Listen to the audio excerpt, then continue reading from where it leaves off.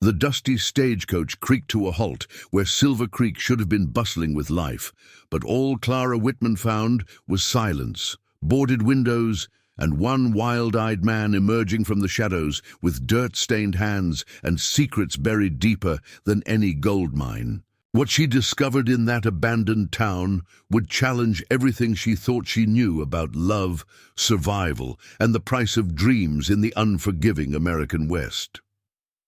Before we jump back in, tell us where you're tuning in from. And if this story touches you, make sure you're subscribed, because tomorrow I've saved something extra special for you.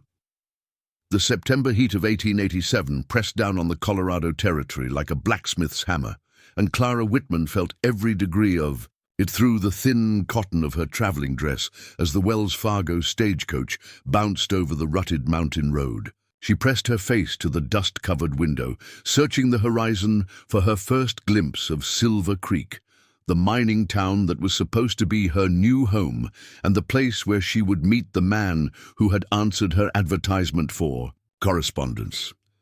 For 3 months, she had exchanged letters with Benjamin Fletcher, a businessman who claimed to own a general store in the thriving mining community. His letters had been eloquent and kind, describing a town with over 2,000 residents, 3 churches, a school, and all the amenities that a refined woman from Philadelphia might expect. He had written about mountain views that took your breath away and a community of good people who looked out for one another.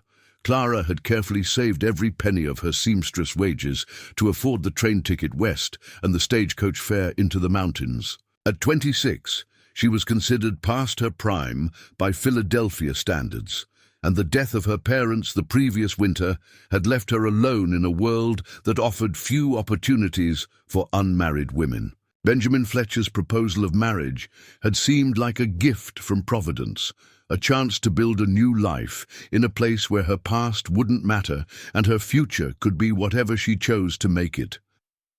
The stagecoach driver, a grizzled man named Jake Morrison, who had been making this route for 15 years, kept glancing back at her with an expression that had grown increasingly troubled as they climbed higher into the Rockies. She had noticed his discomfort, but attributed it to the challenging mountain roads and the late-season storms that had been threatening all afternoon.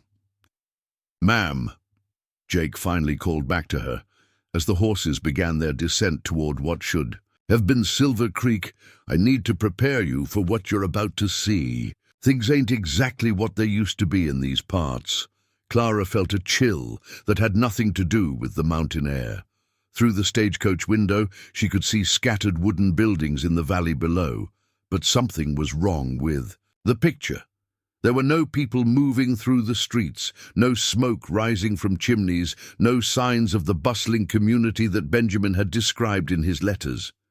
As the stagecoach rolled down the main street of Silver Creek, Clara's heart sank with each empty building they passed. The Silver Dollar Saloon stood with its doors hanging open, chairs and tables still visible inside, but covered with dust and cobwebs.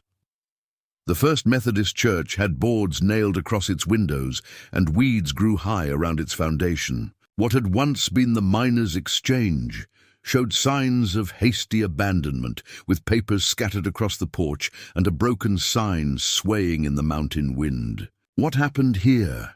Clara asked, her voice barely above a whisper.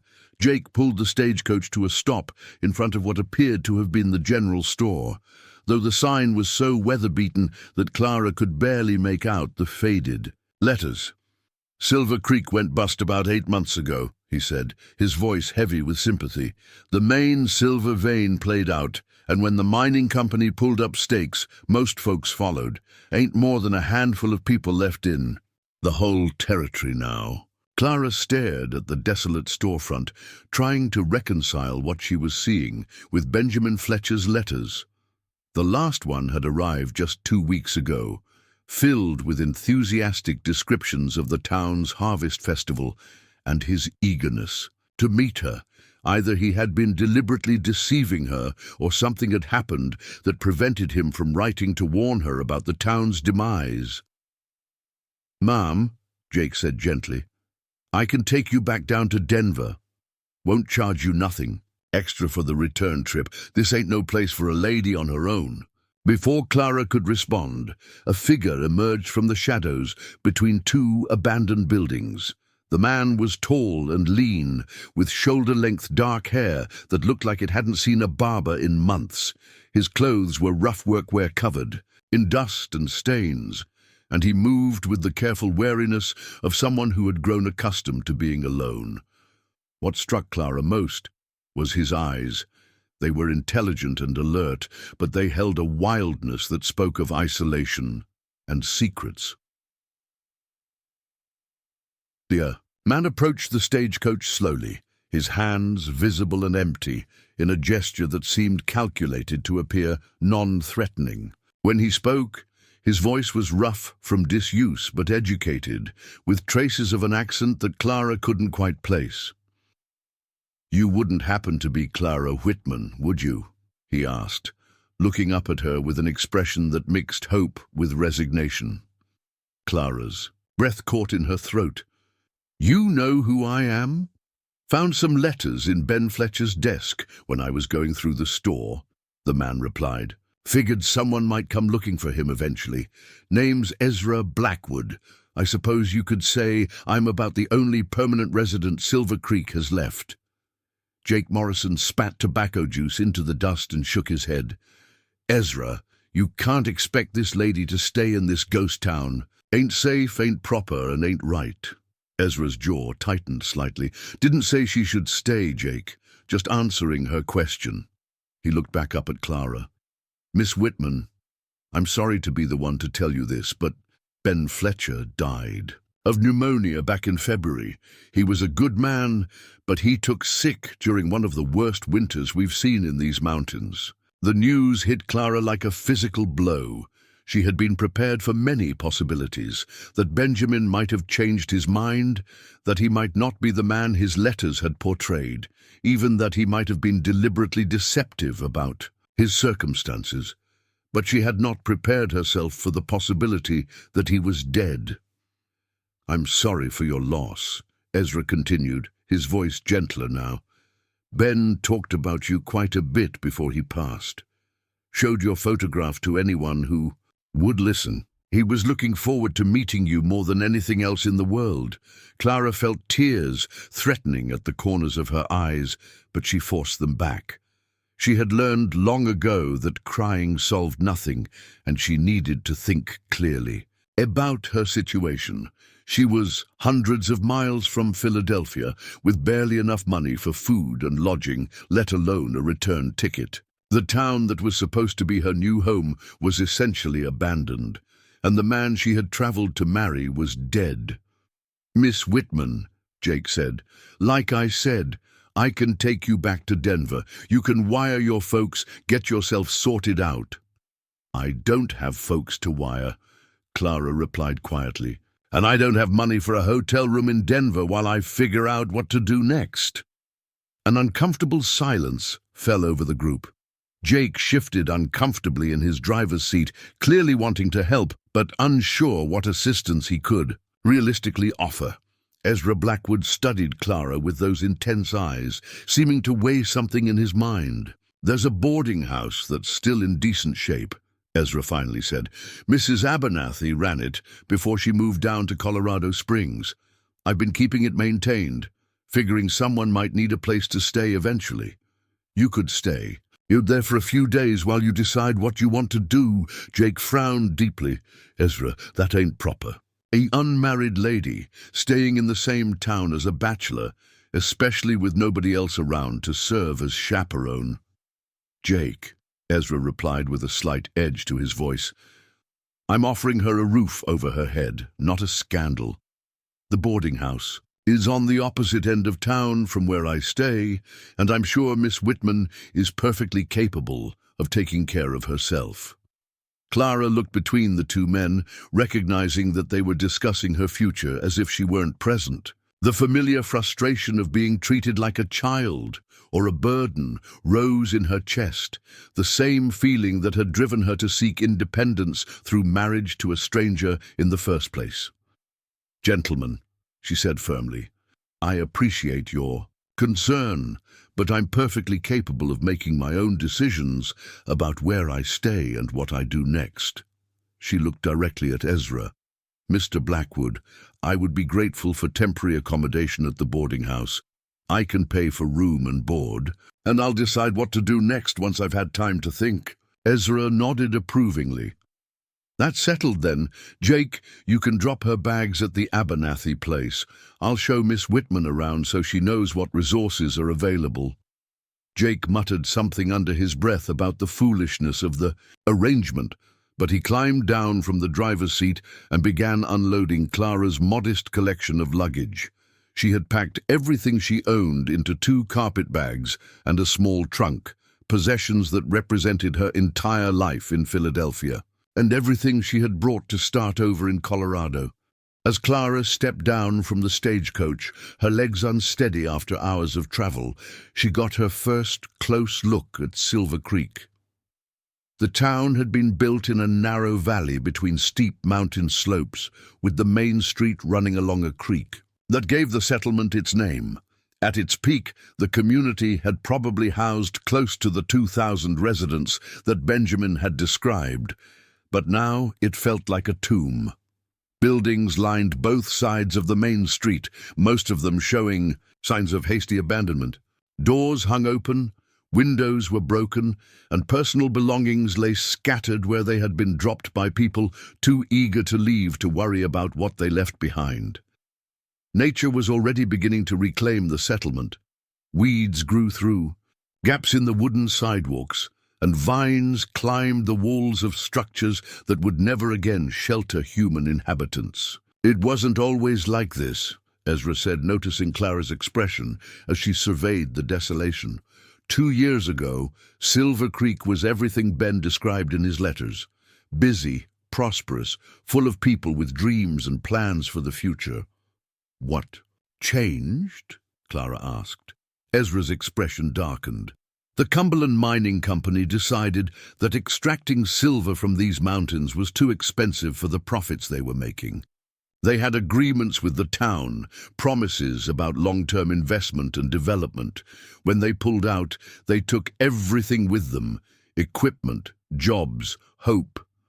Clara noticed the bitterness in his voice when he mentioned the mining company, suggesting that their departure had affected him personally. She was curious about his story and why he had chosen to remain in Silver Creek when everyone else had left, but she sensed that those were questions for another time.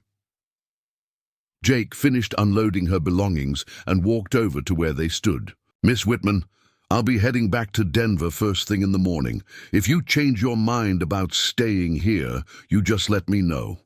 I'll make room for you on the return trip. Clara thanked him for his kindness, and Jake climbed back onto the stagecoach. As the sound of wheels and hooves faded into the distance, Clara found herself alone with Ezra Blackwood in a town that felt like it belonged more to ghosts than to the living. "Come on," Ezra said, picking up her trunk with surprising ease. "Let me show you to the boarding house. Mrs. Abernathy kept it in good condition, and I've been making sure the roof doesn't leak and the windows stay intact." The boarding house was a 2-story wooden structure painted white with green shutters, though the paint was beginning to peel and the shutters hung slightly askew. It was located at the eastern end of the main street, separated from the other buildings by a small garden that showed signs of recent care. Despite the general abandonment of the town, someone had been maintaining this particular property. "You've been taking care of this place?" Clara asked as Ezra unlocked the front door. "Seemed like the right thing to do," he replied. "Mrs. Abernathy was good to me when I first came to Silver Creek. Figured I owed her the courtesy of keeping her property from falling apart." The interior of the boarding house was clean and well-maintained, with furniture covered in dust sheets and floors that showed signs of regular sweeping. The main parlor held comfortable chairs arranged around a stone fireplace, and Clara could see a dining room beyond, with a large table that had once accommodated numerous guests. "There are 6 guest rooms upstairs," Ezra explained, leading her up a staircase with a polished wooden banister. You can take your pick. I'd recommend the corner room at the front. It has good light and views of the mountains. Clara chose the room he suggested, finding it furnished with a comfortable bed, a wooden dresser, and a small writing desk positioned near the window. The view was indeed spectacular, with mountain peaks rising in every direction, and the afternoon sun painting them in shades of gold and purple. The kitchen is well stocked, Ezra continued. I've been keeping supplies on hand, and there's a root cellar with preserved foods. The well water is clean, and there's a pump in the kitchen. You should have everything you need to be comfortable. Clara turned from the window to study Ezra more carefully. Despite his rough appearance and the wildness in his eyes, he was clearly an educated man with good manners and consideration for her comfort. His speech patterns suggested refinement, and his attention to practical details indicated someone who was accustomed to taking care of himself and others. "Mr. Blackwood," she said, "may I ask why you've remained in Silver Creek when everyone else left?" Ezra was quiet for a long moment, his gaze moving to the window and the mountains beyond. "I suppose you could say I have unfinished business here, things that need to be resolved before I can move on." The answer was clearly intended to discourage further questions, but it only increased Clara's curiosity. What kind of unfinished business would keep a man in an abandoned town? What was important enough to justify living in isolation among empty buildings and memories of better times? As the sun began to set behind the western peaks, casting long shadows across Silver Creek, Clara realized that she had committed herself to staying, at least temporarily, in a place that held mysteries she was only beginning to understand. The man who had offered her shelter was an enigma. The town was a testament to broken dreams, and her own future had never been more uncertain. But for the first time since leaving Philadelphia, Clara felt something besides fear and uncertainty. Standing in that boarding house room with the Colorado mountains stretching toward the horizon, she felt a stirring of curiosity and possibility. Whatever secrets Silver Creek held, whatever had driven Ezra Blackwood to remain when everyone else fled, she was determined to discover the truth. The ghost town might have claimed her intended husband, but it had not claimed her spirit. And as night fell over the abandoned settlement, Clara Whitman began to plan not just her survival, but her investigation into the mysteries that surrounded her new home. Preparing and narrating this story took us a lot of time, so if you are enjoying it, subscribe to our channel. It means a lot to us. Now back to the story. Clara woke before dawn to the sound of metal striking stone echoing through the mountain valley.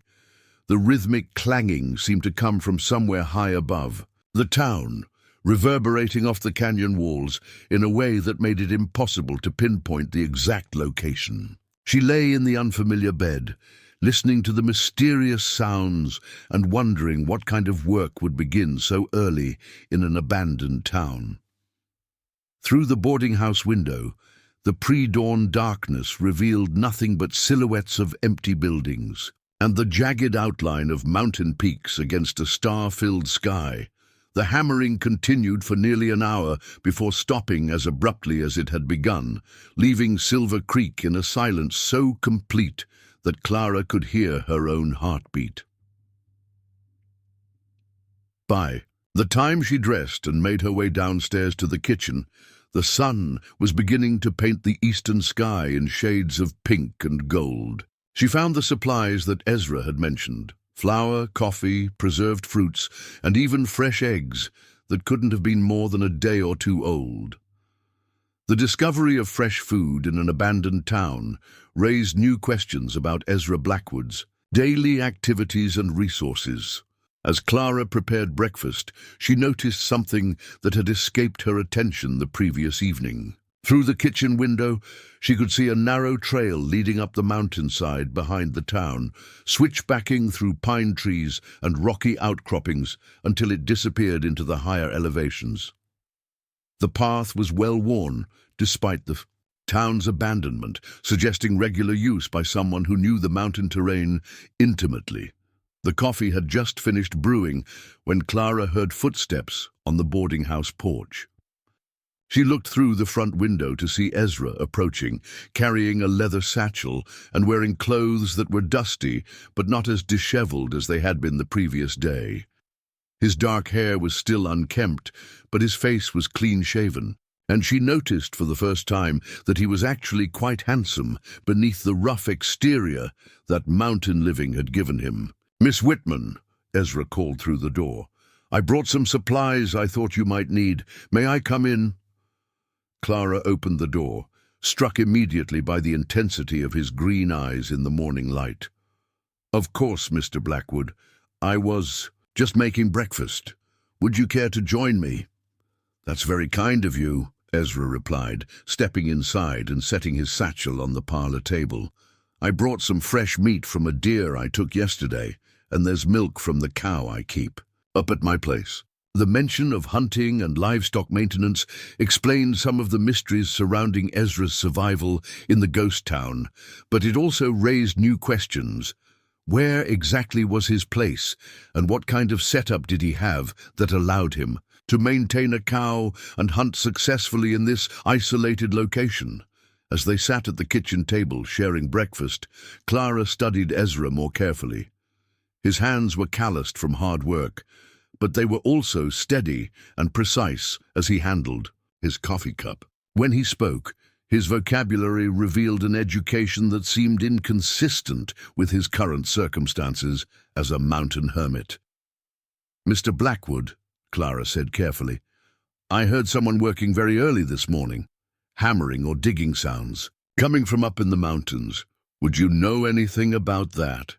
Ezra paused with his coffee cup halfway to his lips, and Clara saw something flicker across his expression, wariness, perhaps, or calculation. "Sound carries strangely in these mountains," he said finally. "Could have been anything. Sometimes rock slides make noises that echo for miles." The explanation was plausible, but Clara sensed evasion in his response.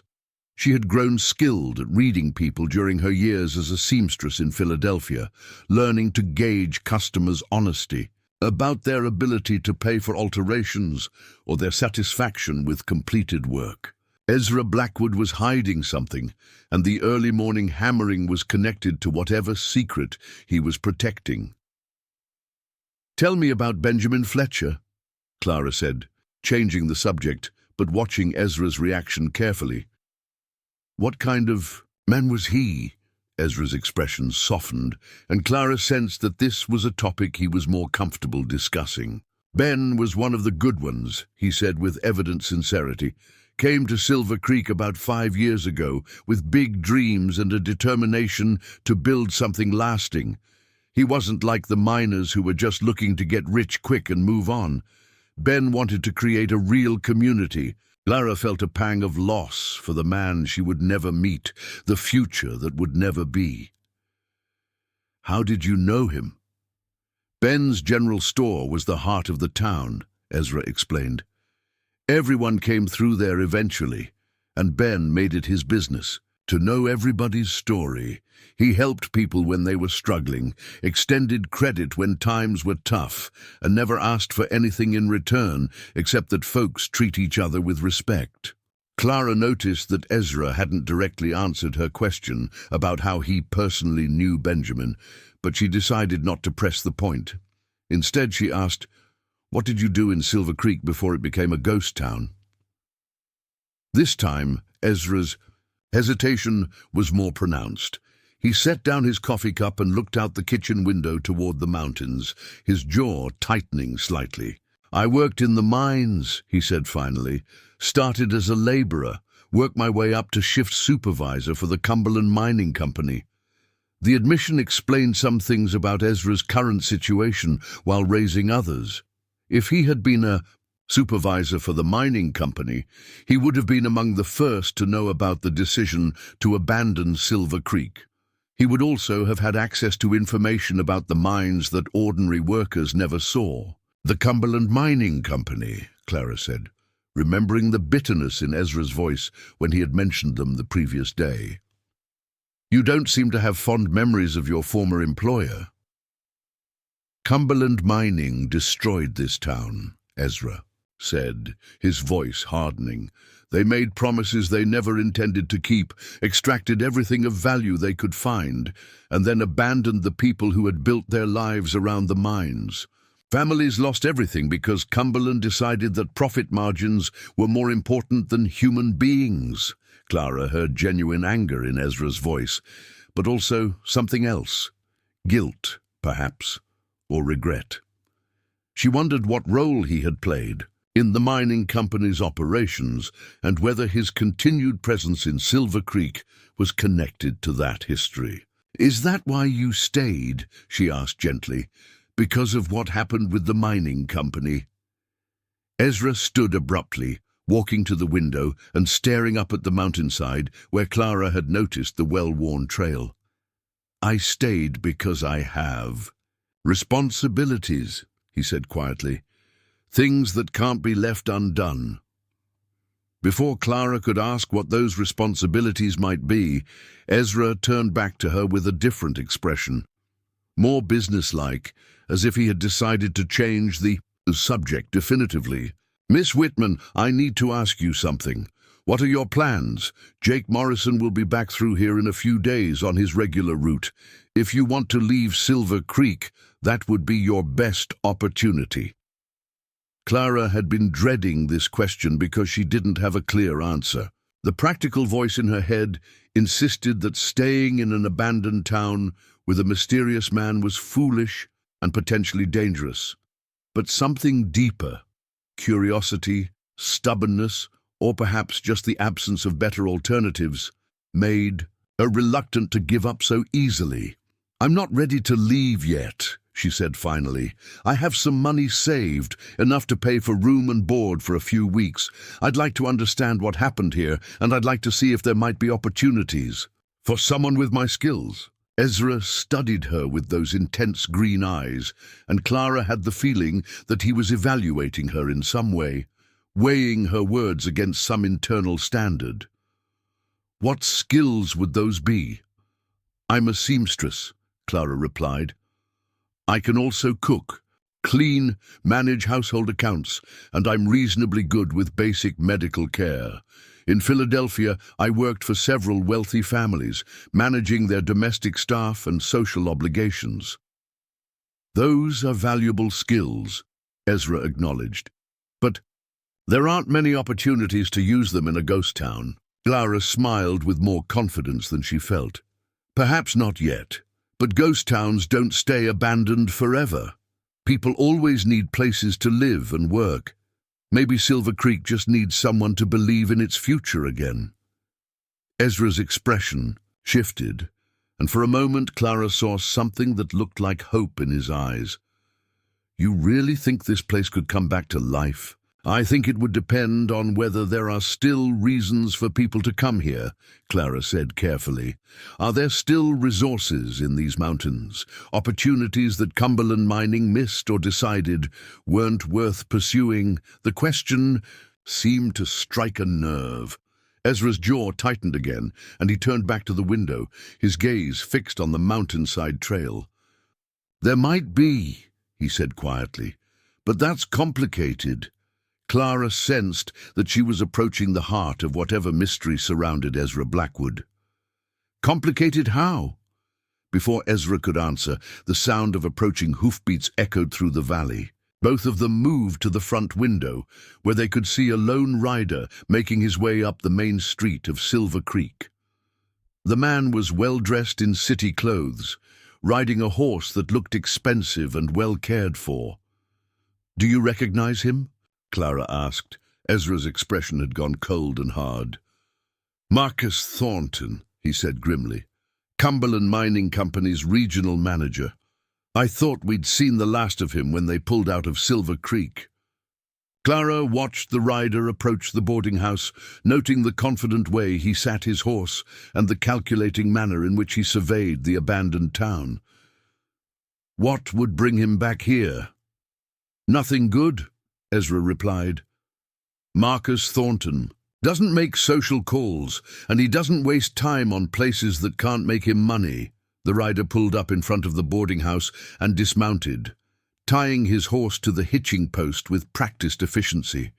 He was a man in his 40s, with carefully groomed hair and expensive clothes that seemed out of place in the rough mountain setting. When he looked toward the boarding house, Clara noticed eyes that were cold and calculating, the kind of gaze that evaluated everything in terms of profit and loss. "Mr. Blackwood," Thornton called out, his voice carrying clearly in the thin mountain. "Air. I know you're in there. We need to talk." Ezra stepped onto the porch, his posture tense and defensive. Clara followed, curious about this confrontation and what it might reveal about Ezra's secrets. "Thornton," Ezra said, his voice carefully neutral. "I thought Cumberland mining was done with Silver Creek." "Cumberland mining is done with Silver Creek," Thornton replied with a thin smile. "But I'm not here representing Cumberland mining today. I'm here on behalf of some private investors who have taken an interest in certain properties in this area." Clara saw Ezra's hands clench into fists at his sides. What kind of interest? "The kind that could be very profitable for everyone involved," Thornton said smoothly. "Especially for people who might have access to information about untapped resources in these mountains." The exchange was cryptic, but Clara sensed undercurrents of threat and desperation. Thornton was clearly trying to manipulate Ezra into revealing something, while Ezra was just as clearly determined not to give up whatever information the other man sought. "I don't know what you're talking about," Ezra said flatly. Thornton's smile widened, but it didn't reach his eyes.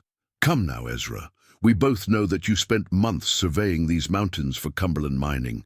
We both know that you filed reports about mineral deposits that the company decided weren't worth pursuing at the time. Market conditions have changed, and what wasn't profitable then might be very profitable now." Clara felt a chill of understanding. Ezra hadn't just been a shift supervisor. He had been a mining surveyor, someone with detailed knowledge of the mineral resources in these mountains, the early morning hammering sounds, the well-worn trail up the mountainside, his reluctance to leave Silver Creek. It all pointed to one conclusion. Ezra Blackwood was still mining, even if that were true. Ezra said carefully. "Any surveys I conducted were the property of Cumberland Mining Company. I wouldn't have the right to share that information with anyone else." Thornton laughed, but the sound was devoid of humor. "Ezra, we both know that's not entirely accurate. We both know that you found something up there that you didn't report to Cumberland Mining, something that you've been keeping to yourself." The accusation hung in the air like smoke from a gun barrel. Clara watched Ezra's face, seeing the muscles in his jaw work as he struggled to maintain his composure. Whatever Thornton was suggesting, it was clearly true, at least partially. "I think this conversation is over," Ezra said finally. "I don't think so," Thornton replied, his voice taking on a harder edge. "I think we're just getting started. You see, Ezra, my new investors are very patient men, but they're also very determined.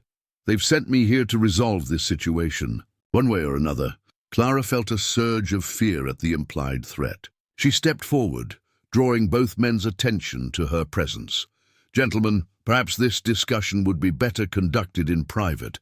I'm sure Mr. Blackwood can give you his answer after he's had time to consider your proposal." Thornton's cold gaze fixed on Clara with uncomfortable intensity. "And you are?" "Clara Whitman," she replied, meeting his stare with as much confidence as she could muster. "I'm staying at the boarding house temporarily." "Ah, yes," Thornton said, his smile returning. "Benjamin Fletcher's mail-order bride. I heard about your unfortunate situation. Terrible shame about poor Ben." The casual way he mentioned Benjamin's death made Clara's skin crawl. There was something in Thornton's tone that suggested he knew more about the circumstances surrounding Benjamin's death than he was letting on. Miss Whitman, Thornton continued, you should know that Silver Creek isn't a safe place for a lady on her own. There have been accidents in these mountains, rock slides, mine collapses, people getting lost in the wilderness. It would be a shame if something happened to you while you were our guest. The threat was barely veiled, but it was unmistakable. Clara felt her heart racing, but she refused to let Thornton see her fear. I appreciate your concern, Mr. Thornton, but I'm perfectly capable of taking care of myself. Thornton's smile became predatory. I'm sure you are, Miss Whitman, but accidents can happen to anyone, no matter how capable they are. Ezra stepped between Clara and Thornton, his body language clearly protective. Thornton, I think you've said enough. Miss Whitman is under my protection while she's in Silver Creek. Your protection? Thornton laughed. Ezra, you can barely protect yourself. What makes you think you can protect anyone else? Try me, Ezra said quietly, but his voice carried a dangerous edge that made Clara's breath catch. For a moment, the two men faced each other in silence, the tension between them so thick that Clara could almost feel it pressing against her skin.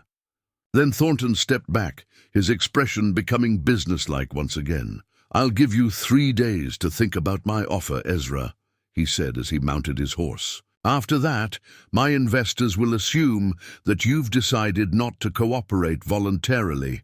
I hope you'll make the right choice.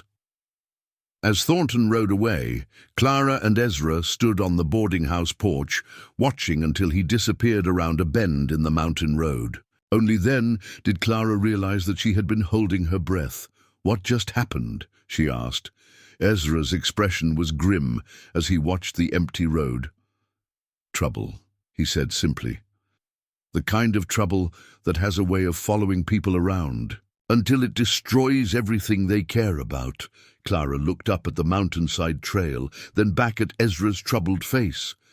What did you find up there, Ezra? What are you hiding? Ezra met her gaze, and Clara saw a war between secrecy and desperation in his green eyes. Something that could change everything, he said finally. Something that could bring Silver Creek back to life or destroy what's left of it forever. That evening, as purple shadows crept across Silver Creek and the first stars appeared in the darkening sky, Clara made a decision that would change everything. She had spent the afternoon pacing the boarding house, replaying Thornton's threats and Ezra's cryptic responses, until curiosity and determination overcame her caution. If she was going to stay in this ghost town, if she was going to help Ezra face whatever danger was coming, she needed to understand what they were truly up against. The moon was nearly full, casting enough light to illuminate the well-worn trail that led up the mountainside behind the town.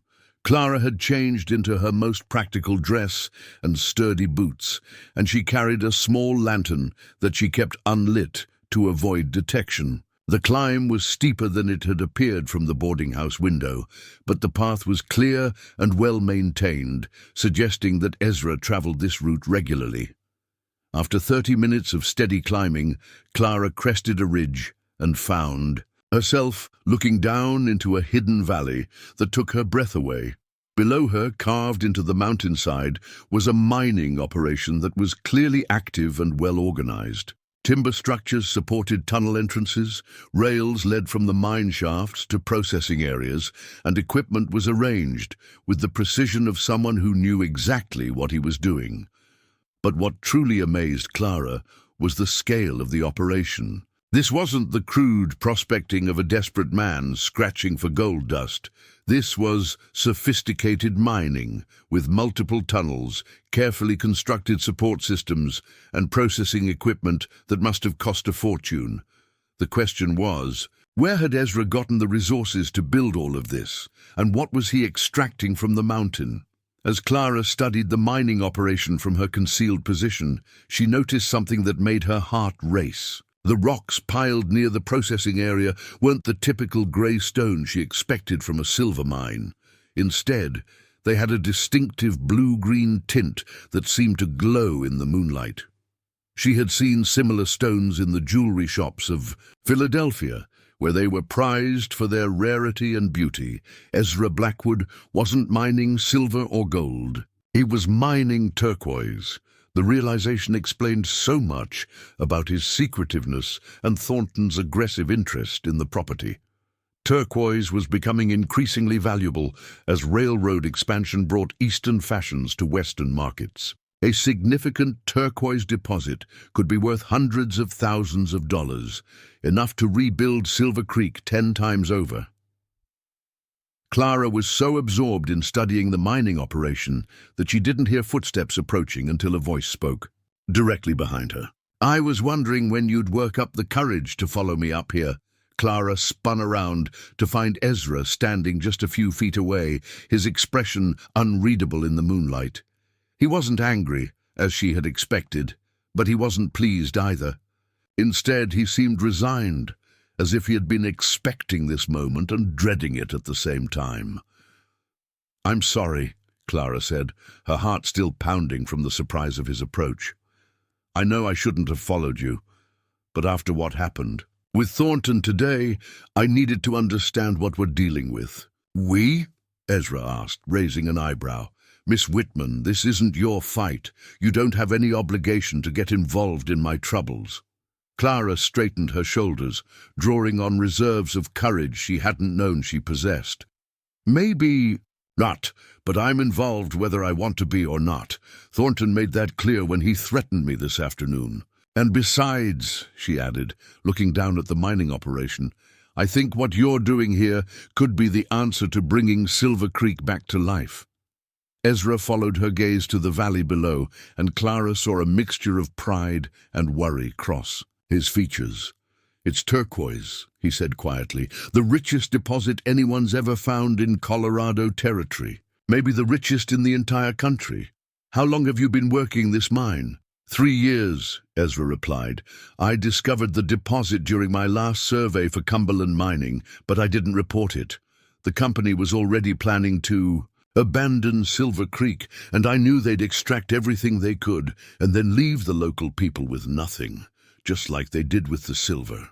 Clara nodded, understanding his reasoning. "So you've been mining it secretly, building up resources to, what, restart the town?" Ezra's laugh was bitter. "That was the plan. I've been stockpiling turquoise, selling small quantities through dealers in Denver and Colorado Springs, building up capital to buy property in Silver Creek and attract new settlers. I thought if I could create jobs and opportunities, people would come back." "That's a wonderful plan," Clara said sincerely. "What went wrong?" "Marcus Thornton went wrong," Ezra replied grimly. "Somehow he found out about the deposit. Maybe he had spies in the dealer network, or maybe someone in Denver got suspicious about where I was getting so much high-quality turquoise. Either way, he knows, and now he's bringing in investors who want to take over the operation." Clara felt a chill that had nothing to do with the mountain air. "Can they do that legally?" "That's the problem," Ezra said. "When Cumberland Mining abandoned their claims, they left the mineral rights in legal limbo. I've been working the claim under squatters' rights, but if Thornton's investors file proper paperwork with the territorial government, they could probably take over the entire operation." Clara studied Ezra's face in the moonlight, seeing the frustration and determination warring in his expression. "There has to be something we can do, some way to establish your legal claim to the mine." "There might be," Ezra said slowly. "But it would require proving that I discovered the deposit independently, not while I was working for Cumberland Mining. And it would require testimony from people who knew about my activities over the past 3 years." "What about Benjamin Fletcher?" Clara asked. "Did he know about the mine?" Ezra's expression softened at the mention of Benjamin's name. "Ben was the only person I told about the turquoise. He helped me sell some of the stones through his contacts in Denver, and he was planning to use his connections to attract new families to Silver Creek once I had enough capital to guarantee jobs." Clara felt a surge of grief for the man she had never met, but also a spark of hope. Did Benjamin keep records of his dealings with you? Business correspondence, receipts, anything that would document your relationship? He kept meticulous records, Ezra confirmed. Ben was a careful businessman. Everything would be in his files at the general store. Then we need to get those records, Clara said decisively. If we can prove that you were working independently of Cumberland Mining and that Benjamin was helping you plan the town's revival, we might be able to establish your legal claim to the mine. Ezra stared at her with an expression that mixed surprise and admiration. Miss Whitman, you don't understand what you're suggesting. If Thornton's investors are as dangerous as I think they are, getting involved in this fight could put you in serious danger. Clara thought about her alternatives. Returning to Philadelphia with nothing, trying to find work in Denver as a single woman with no connections, or accepting charity from strangers who might or might not be trustworthy. None of those options offered the possibility of building something meaningful with her life. Mr. Blackwood, she said firmly, I came to Colorado Territory to start over, to build a new life in a place where I could make a difference. I may not have found the husband I was looking for, but I've found something equally important, a chance to help save a community and fight for what's right. Ezra was quiet for a long moment, studying her face as if trying to determine whether she truly understood what she was committing to. Clara, he said finally, using her first name for the first time, if we do this, if we fight Thornton and his investors, there's no guarantee we'll win. They have money, political connections, and they're not above using violence to get what they want. Then we'll have to be smarter than they are, Clara replied. We'll have to outthink them and outmaneuver them. Ezra smiled, and for the first time since Clara had met him, the expression reached his eyes. You know, I think Ben Fletcher would have liked you very much. You have the same kind of stubborn determination that he did. Clara felt a warmth spread through her chest at the compliment. Tell me about your operation here. How much turquoise have you extracted? How much is it worth? Ezra led her down into the hidden valley, pointing out the various aspects of his mining operation. I've been working 3 separate veins, he explained. The main deposit is in that tunnel there. It's the richest turquoise I've ever seen. The stones are large, perfectly colored, and they take a polish that makes them look like pieces of the sky. Clara examined some of the processed stones that Ezra showed her, marveling at their beauty and obvious value. How much do you think the entire deposit is worth? Conservative estimate, $500,000, Ezra said. But if the veins continue as deep as I think they do, it could be worth twice that, maybe more. The figure took Clara's breath away. $500,000 was enough to rebuild Silver Creek into a thriving community, to create jobs for hundreds of families, to establish schools and churches and all the institutions that made a town into a home. We have to stop Thornton, she said with new determination. We can't let him steal this opportunity from the people who could benefit from it. Agreed, Ezra said.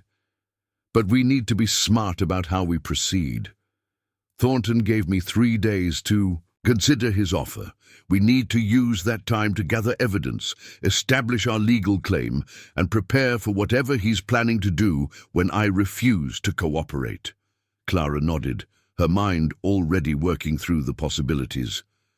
First, we need to get Benjamin's records. If Thornton's watching the town, we'll need to be careful about when and how we search the general store. Tomorrow morning, Ezra suggested.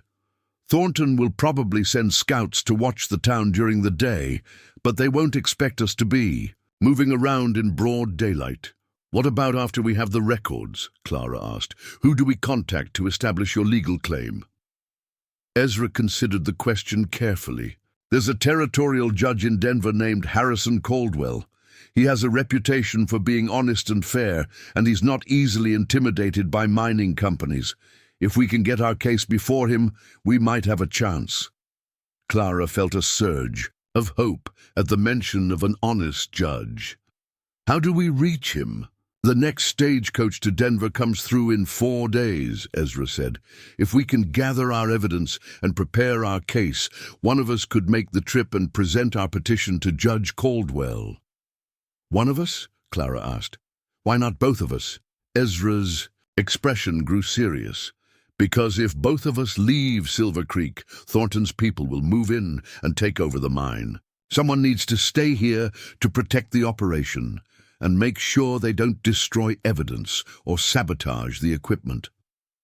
Clara understood the logic, but she didn't like the idea of leaving Ezra alone to face whatever Thornton might do when his 3-day deadline expired. What if Thornton doesn't wait for his deadline? What if he tries to take over the mine by force? Then I'll be ready for him, Ezra said grimly. I've been preparing for this possibility for months. The mine has defensive positions, and I have enough supplies to hold out for weeks if necessary. Clara studied Ezra's face, seeing the determination and the fear warring in his expression. You're not just fighting for the turquoise, are you? This is about something more personal. Ezra was quiet for a moment, his gaze fixed on the mining operation below them. Cumberland Mining destroyed my life once before, he said finally. They made promises to my family, convinced us to invest everything we had in their operation. When they pulled out of our previous town, they left us with nothing. My parents lost their home, their savings, their hope. My father died of a heart attack 6 months later, and my mother never recovered from the loss. Clara felt a surge of sympathy for the pain in Ezra's voice. I'm sorry. I didn't know. It's not something I talk about, Ezra said. But it's why I can't let Thornton and his investors do to Silver Creek what Cumberland Mining did to my family. This mine represents more than just money. It represents the chance to build something that lasts, something that serves the people. Instead of exploiting them, Clara reached out and touched Ezra's hand, feeling the calluses from years of hard work and the tremor of suppressed emotion. We'll stop them, she said quietly. Whatever it takes, we'll find a way to protect the mine and save Silver Creek. Ezra turned his hand over, clasping Clara's fingers in his own. Thank you, he said simply. I've been fighting this battle alone for so long that I'd forgotten what it felt like to have someone believe in what I'm trying to do. As they stood together in the hidden valley, surrounded by the evidence of Ezra's years of secret work, Clara felt something shift between them. What had begun as a practical alliance was becoming something deeper, a partnership based on shared values and mutual respect, with the possibility of something even more meaningful growing between them. We should head back, Ezra said reluctantly. If Thornton has scouts watching the town, we don't want to be seen together up here. Clara nodded, but as they began the descent back to Silver Creek, she found herself thinking not just about the legal and financial challenges they faced, but about the man walking beside her. Ezra Blackwood was nothing like the husband she had imagined when she responded to Benjamin Fletcher's advertisement, but he was everything she hadn't known she was looking for: intelligent, principled, and willing to fight for what he believed. In the ghost town spread out below them in the moonlight, empty buildings casting long shadows across streets that had once bustled with life. But now Clara could see beyond the current desolation to the potential that lay hidden beneath the surface. With the turquoise mine's wealth, Silver Creek could indeed come back to life, becoming the thriving community that Benjamin Fletcher had envisioned and that Ezra Blackwood was determined to create. As they reached the boarding house, Clara turned to Ezra with a new sense of purpose. Tomorrow we start gathering evidence. Tomorrow we begin the fight to save Silver Creek. Ezra smiled, and in that expression Clara saw not just determination, but hope. Tomorrow, he agreed, we change everything. Dawn broke grey and overcast, with heavy clouds gathering around the mountain peaks in a way that promised rain before evening. Clara stood at the boarding house kitchen window, watching Ezra approach through the early morning mist. He moved, with the careful alertness of a man who knew he was being hunted, pausing frequently to scan the empty buildings and shadowed doorways of Silver Creek. "Any sign of Thornton's men?" Clara asked as she let Ezra into the boarding house. "Not yet," Ezra replied, but his expression remained tense. "That doesn't mean they're not out there. Professional scouts know how to stay hidden when they want to." Clara had spent the sleepless night planning their approach to searching Benjamin Fletcher's general store. The building sat directly on the main street, fully exposed to observation from the surrounding hills. If Thornton had posted watchers, any attempt to enter the store would be immediately visible. "I've been thinking about how to get into the store without being seen," Clara said, pouring coffee for both of them. "What if we approached from the back? The creek runs behind the commercial buildings. We could follow the water and enter through the rear door." Ezra considered this, his fingers drumming against the kitchen table. "It's possible, but risky. If we get trapped inside the store, there's no other way out. And if Thornton's men are watching, they'll know we found something important." Clara had anticipated this concern. "Then we need to create a distraction. Something that will draw their attention away from the store while we search for Benjamin's records." "What kind of distraction?" Clara smiled, a plan forming in her mind. "What if someone were to accidentally start a small fire in one of the abandoned buildings on the opposite end of town? Nothing dangerous, just enough smoke to make watchers think something significant was happening." Ezra raised an eyebrow. "And who would be setting this accidental fire?" "Me," Clara said firmly. "I'll create the distraction while you search the store. If anyone questions what I'm doing, I'll say I was trying to clean out one of the buildings and accidentally knocked over an oil lamp." "Absolutely not," Ezra said immediately. "If Thornton's men see you starting fires, they'll know we're up to something. And if something goes wrong, you could be trapped in a burning building." Clara had expected this resistance. "Ezra, we need those records if we're going to establish your legal claim to the mine. This is the safest way to get them without alerting Thornton to what we're doing." Ezra stood and began pacing the small kitchen, his agitation evident in every movement. "Clara, you don't understand how dangerous these people are. Thornton isn't just a businessman.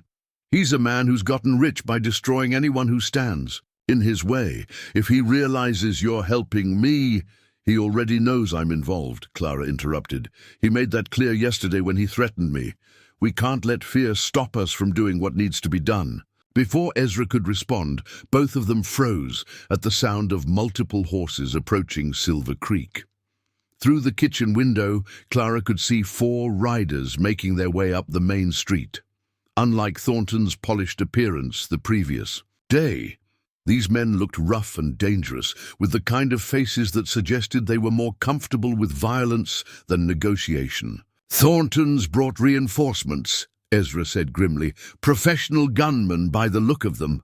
Clara watched the riders spread out, taking positions that would allow them to observe most of the town from concealment. Her plan to create a distraction suddenly seemed foolishly inadequate against men who were clearly prepared for trouble. "What do we do now?" she asked.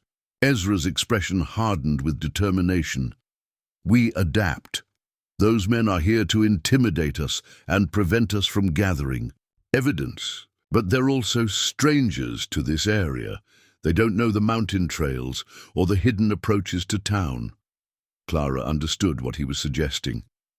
"You know ways to move around Silver Creek without being seen."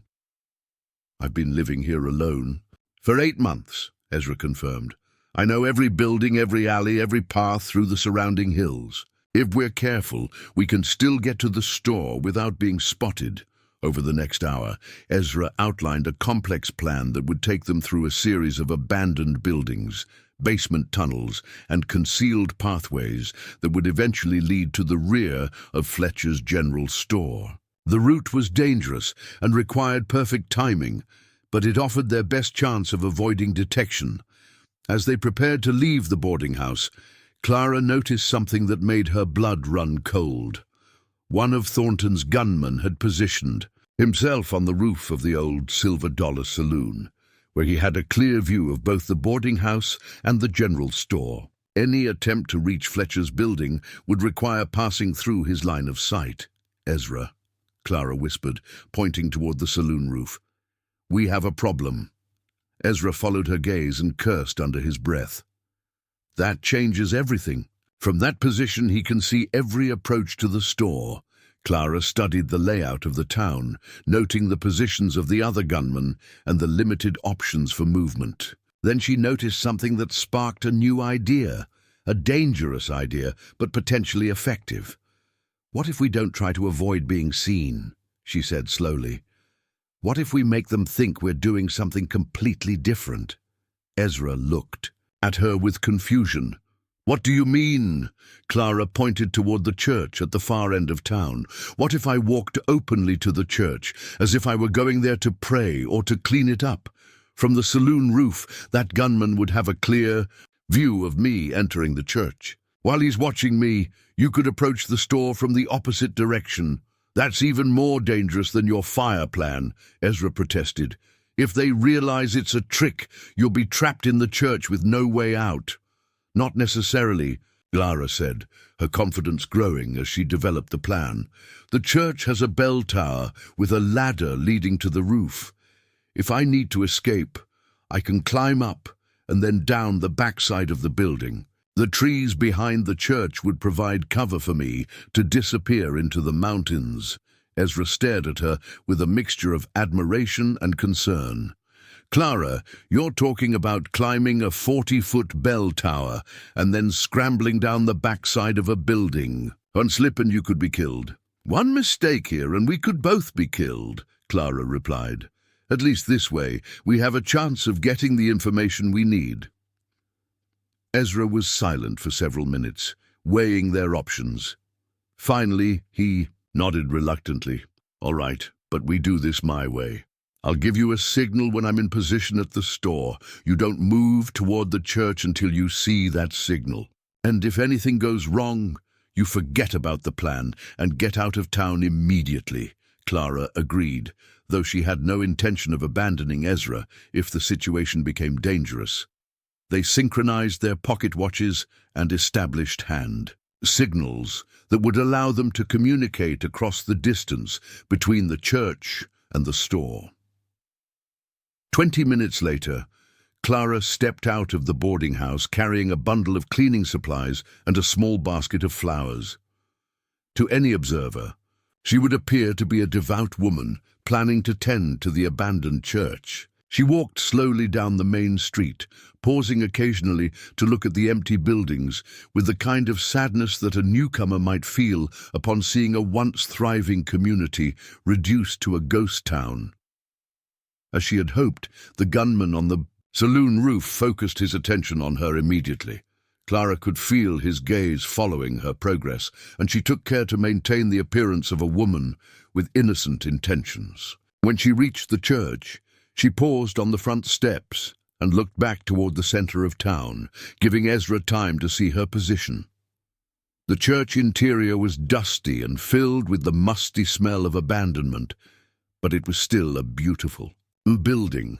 Sunlight streamed through stained glass windows, casting colorful patterns across empty pews and a simple wooden altar. Clara began her pretense of cleaning, sweeping the front steps and arranging her flowers near the altar, all while keeping watch for Ezra's signal.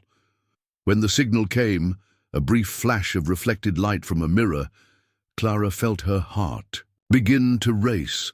Ezra was in position at the general store, and the dangerous part of their plan was about to begin.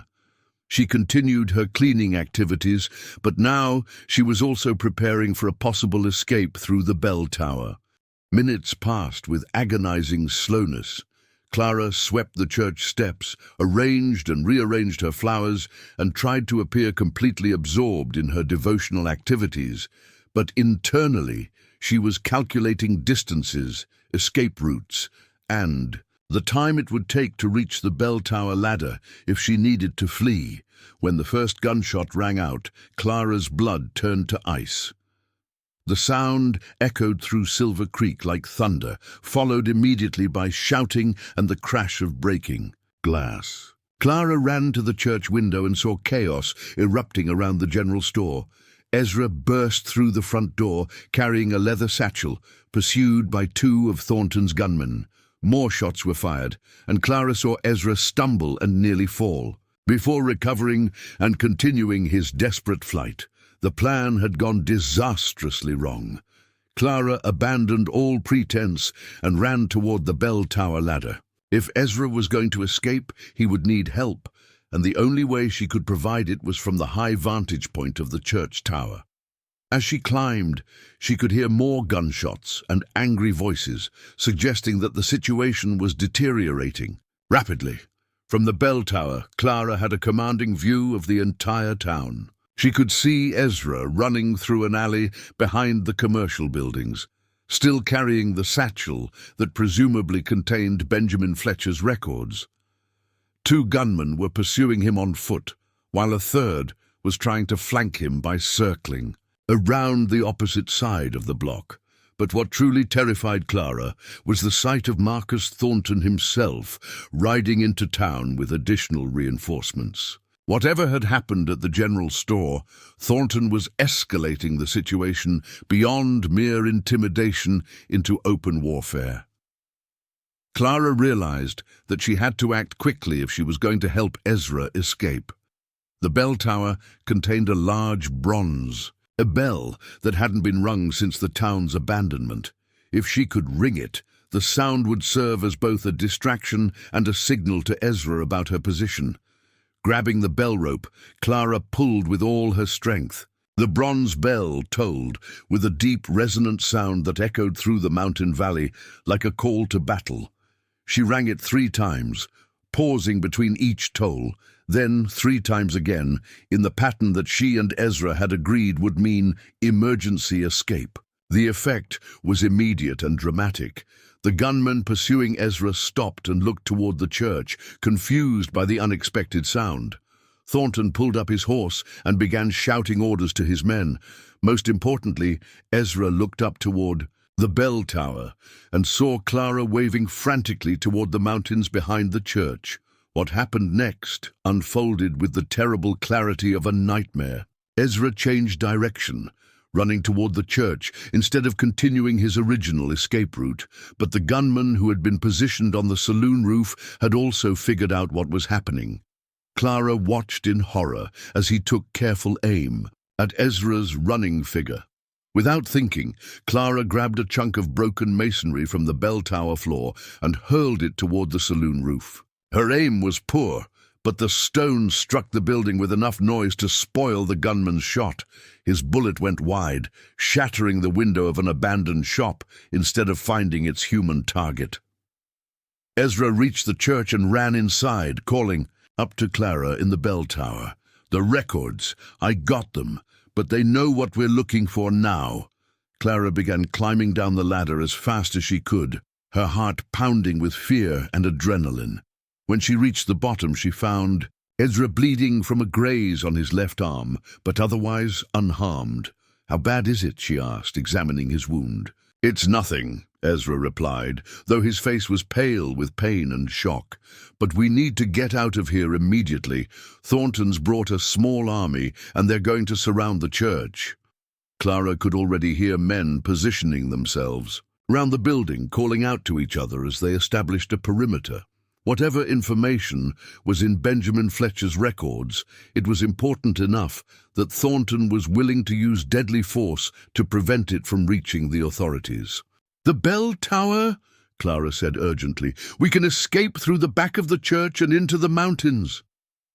Ezra nodded, clutching the leather satchel against his chest.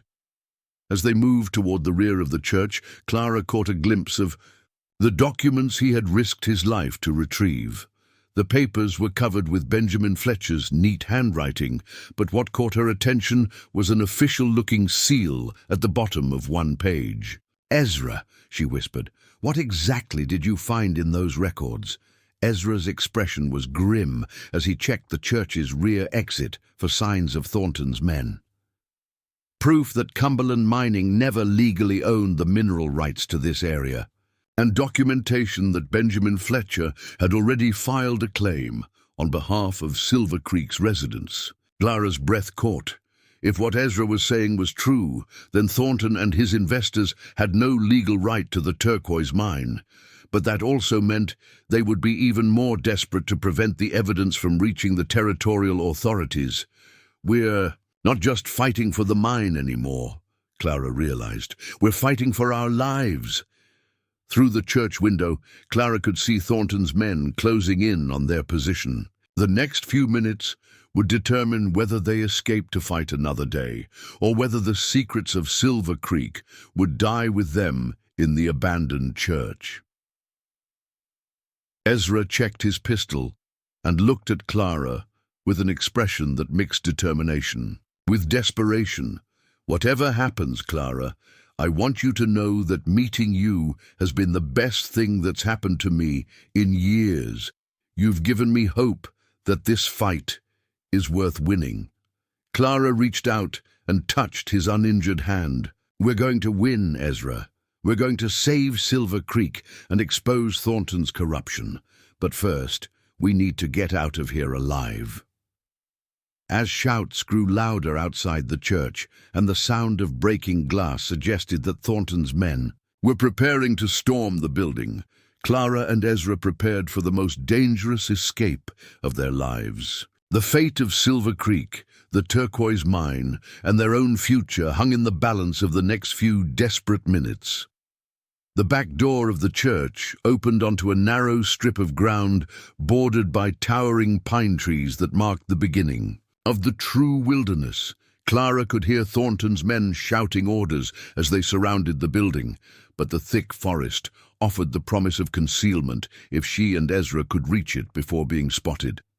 "Stay low and follow me exactly," Ezra whispered, his injured arm pressed against his side, but his eyes sharp with the focus of a man fighting for survival. "There's a game trail about 50 yards into the trees that will take us up to the ridge. From there, we can reach the mine." Clara nodded, clutching a bundle of supplies she had grabbed from the church, while Ezra examined Benjamin Fletcher's records. They had seconds, maybe less, before Thornton's gunmen realized their quarry was escaping through the rear of the building.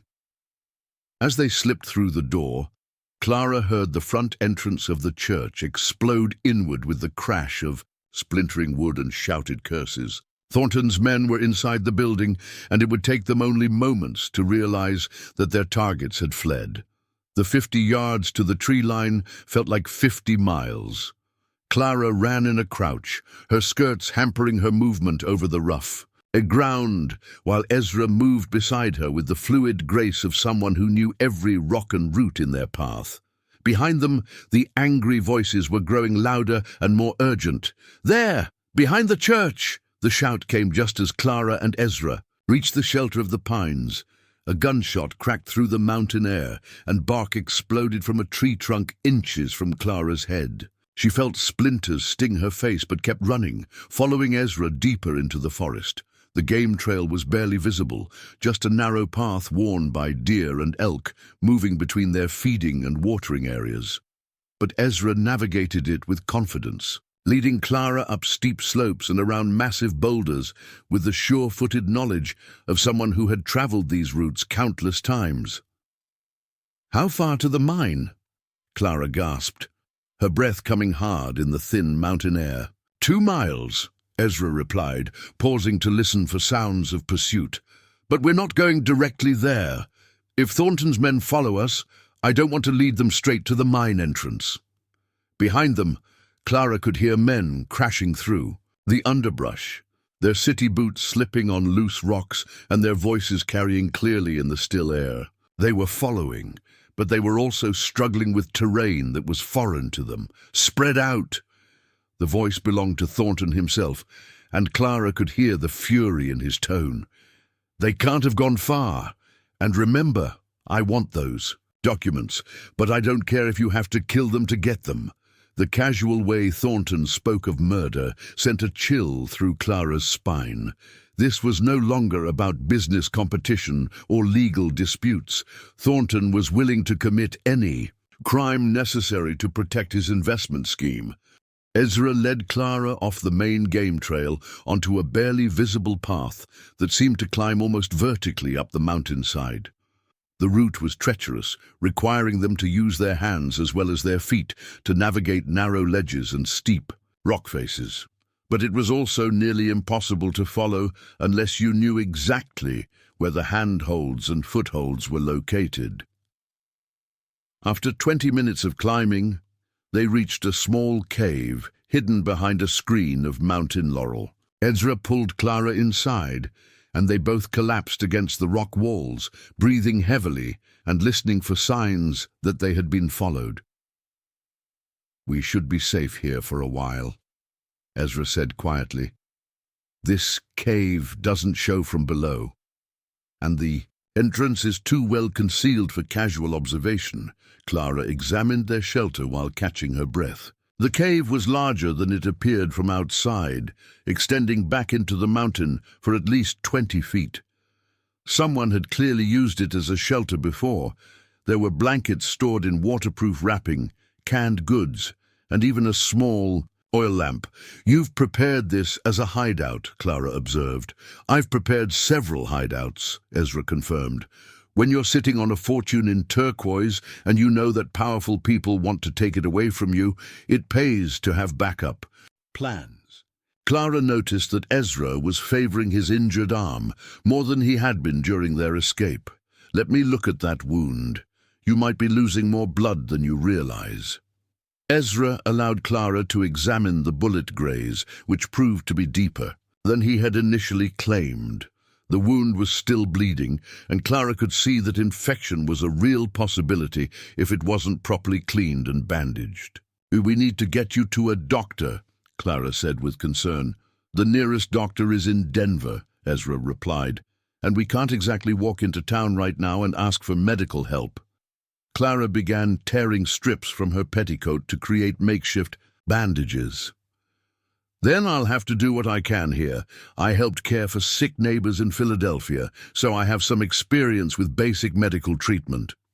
As Clara cleaned and dressed Ezra's wound, he opened Benjamin Fletcher's leather satchel and began examining the documents they had risked their lives to retrieve. What she saw over his shoulder made her gasp in astonishment. The papers included not just Benjamin's business records, but official territorial documents, survey maps, and correspondence with government officials in Denver. Most importantly, there was a legal brief prepared by a territorial attorney that outlined the complex history of mineral rights in the Silver Creek area. "Ezra," Clara said, reading over his shoulder. "These documents prove that Cumberland Mining's original claims were fraudulent. They never had legal authority to extract minerals from this area." "It's worse than that," Ezra replied grimly. "According to this attorney's research, the land where Silver Creek sits was never properly ceded by the Ute tribe. The federal government sold mining rights that they didn't actually own." Clara felt the implications of this discovery settling over her like a heavy blanket. If the original land sales were illegal, then every mining operation in this area has been operating without proper authority, including my turquoise mine, Ezra said quietly. "But the documents also show that Benjamin Fletcher was working with territorial officials to resolve the legal issues. He was trying to establish legitimate claims that would protect both the mining rights and the Ute tribe's interests." Clara examined another set of documents, finding correspondence between Benjamin and Judge Harrison Caldwell in Denver. Benjamin was already building a legal case to challenge Cumberland Mining's authority. He had been preparing for months before he died, which explains why Thornton is so desperate to get these documents, Ezra said. "If this information reaches Judge Caldwell, it won't just void Thornton's investment scheme. It could result in criminal charges for fraud and theft of federal resources." Clara understood now why Thornton had escalated to violence so quickly. The stakes weren't just financial, They were potentially life-changing for everyone involved. Men had been known to kill for much less than what was at stake in Silver Creek. "What do we do now?" Clara asked. "Even if we can get to Denver and present these documents to Judge Caldwell, Thornton will know what we're planning. He'll try to stop us, or he'll flee before the authorities can arrest him." Ezra was quiet for several minutes, studying the documents and apparently weighing their options. "There might be another way," he said finally. "Benjamin's correspondence mentions a federal marshal named Thomas Brennan, who was investigating irregularities in territorial mining claims. If we could contact Marshal Brennan directly, where would we find him?" Clara asked. "According to these letters, he was supposed to visit Silver Creek next month as part of his investigation. But, given what's happened, we might be able to get word to him sooner." Clara felt a surge of hope. "How?" "The stagecoach that runs between Denver and the mining camps stops at a way station about 10 miles from here. If we could get there safely, we could send a telegram to Marshal Brennan's office in Denver." Clara considered the proposal, recognizing both its potential benefits and its dangers. Thornton will probably have men watching the way station, and even if we get a message to Marshal Brennan, it could take days for him to reach Silver Creek. "Which is why we need to buy time," Ezra said. "If we can stay hidden for a few days, maybe a week, we might be able to avoid Thornton's men until federal help arrives." The plan was risky, but Clara couldn't think of better alternatives. "What about supplies? Food? Medical attention for your arm? Warm clothing for the nights?" Ezra smiled grimly. "I told you I've been preparing for this possibility. I have supply caches hidden throughout these mountains, enough to keep us alive for weeks if necessary." Clara looked around the cave, noting details she had missed earlier. In addition to the obvious supplies, there were tools, weapons, and even books stored in waterproof containers. Ezra had clearly spent months, perhaps years, preparing for the possibility that he would need to disappear into the wilderness. "You've been planning this for a long time," she observed. "Ever since I discovered the turquoise," Ezra confirmed. "I knew that eventually someone would try to take it away from me. I just didn't expect it to happen so soon or so violently." Outside the cave, Clara could hear distant shouts and the sound of men moving through the forest. Thornton's search parties were still looking for them, but the sounds were growing fainter, suggesting that their pursuers were moving away from their hiding place. "They're giving up for now," Ezra said, listening to the fading voices. "But they'll be back at first light with more men and better equipment. We need to use the cover of darkness to move to a more secure location." Clara nodded, understanding that their current refuge was only temporary. "Where do we go next?" "There's an old prospector's cabin about 5 miles from here," Ezra explained. "It's been abandoned for years, but I've maintained it as a supply depot. From there we can plan our approach to the way station." As darkness fell over the mountains, Clara and Ezra prepared to leave their cave hideout. The temperature was dropping rapidly, and Clara was grateful for the warm clothing that Ezra provided from his emergency supplies. The journey ahead would test every ounce of their strength and determination.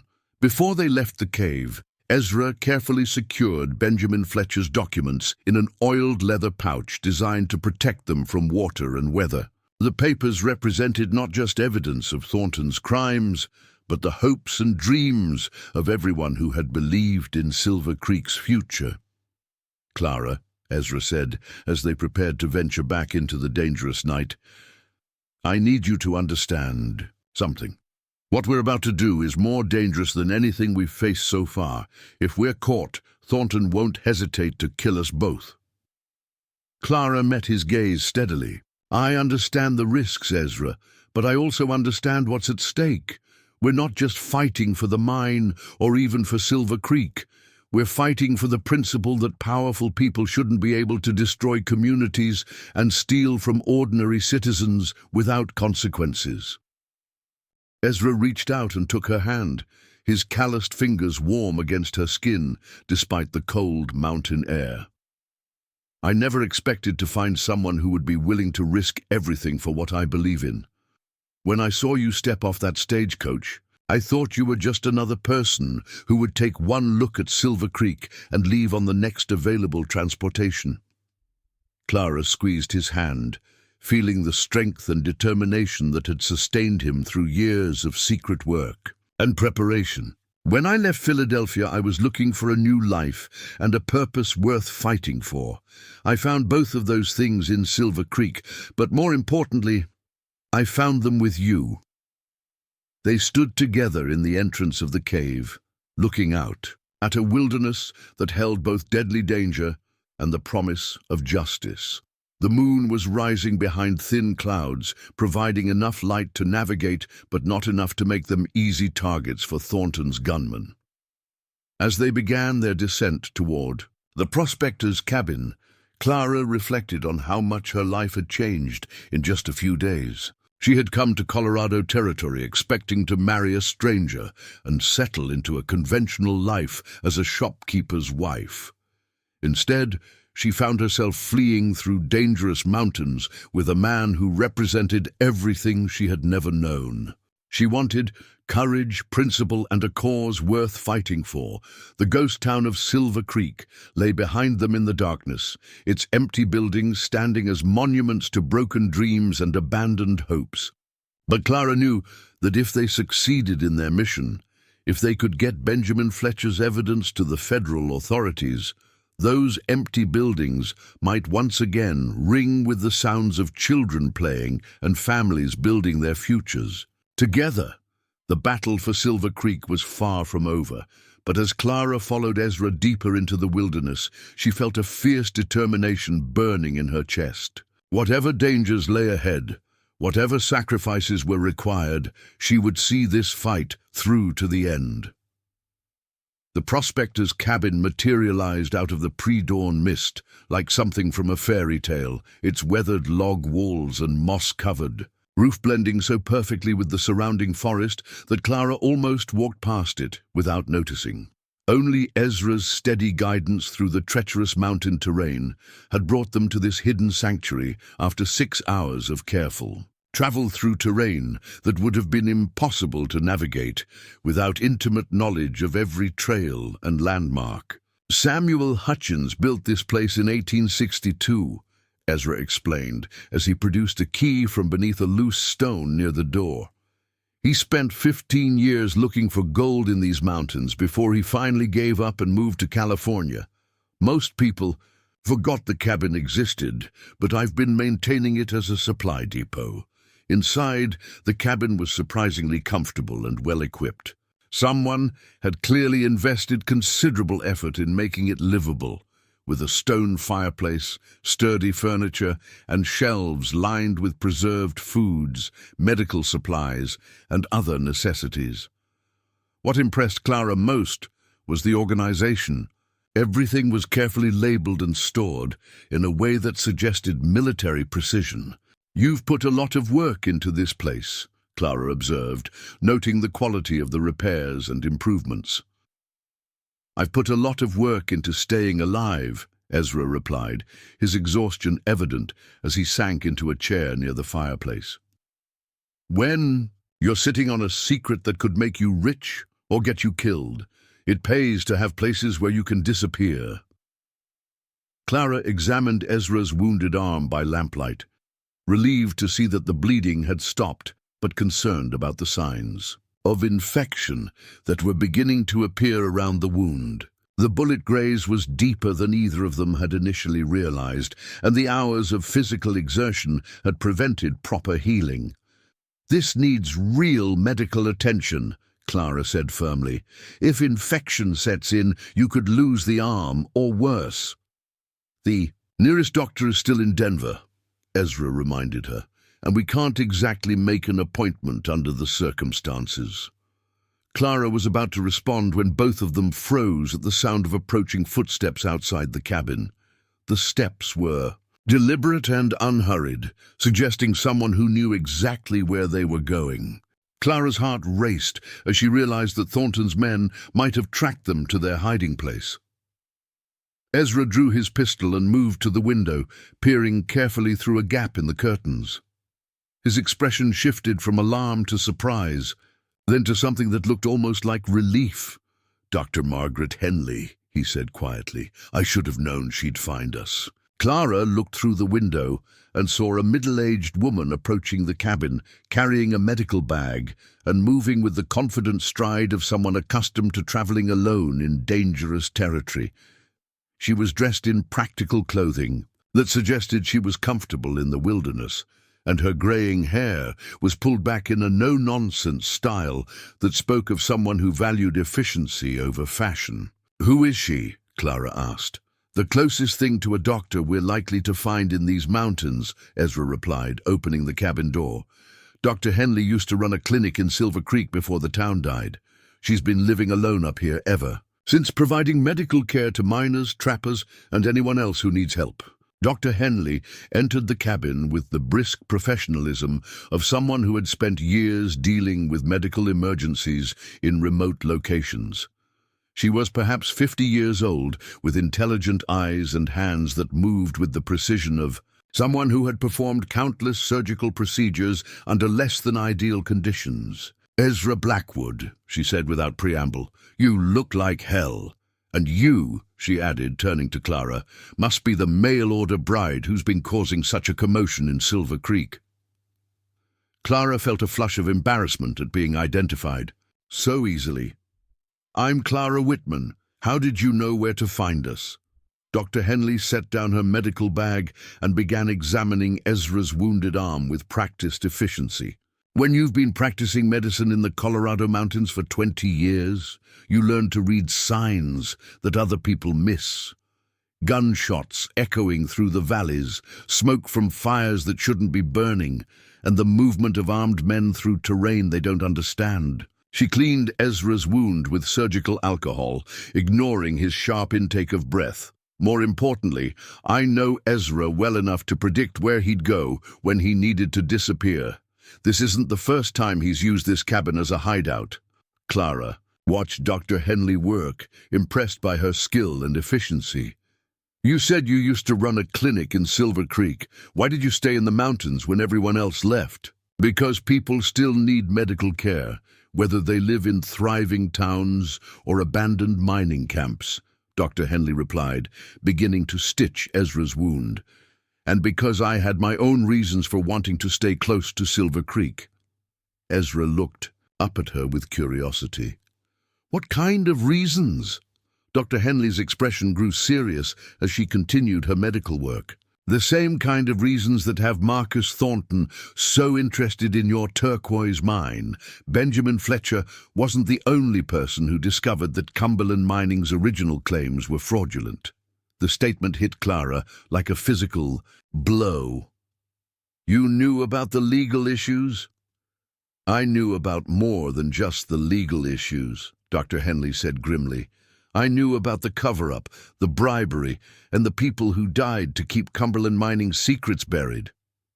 Clara felt a chill that had nothing to do with the mountain air. "What people?"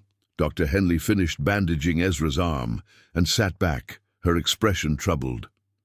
3 years ago, a federal inspector named Robert Garrison came to Silver Creek to investigate irregularities in mining claims. He was asking questions about Cumberland Mining's authority to extract minerals from tribal lands. "What happened to him?" Ezra asked, though his tone suggested he already suspected the answer. "He died in what was officially ruled an accidental mine collapse," Dr. Henley said. "But I was the one who examined his body, and the injuries weren't consistent with a cave-in. Robert Garrison was murdered, and his death was covered up to protect Cumberland Mining's interests." Clara felt sick as the implications of Dr. Henley's revelation sank in. "They've done this before.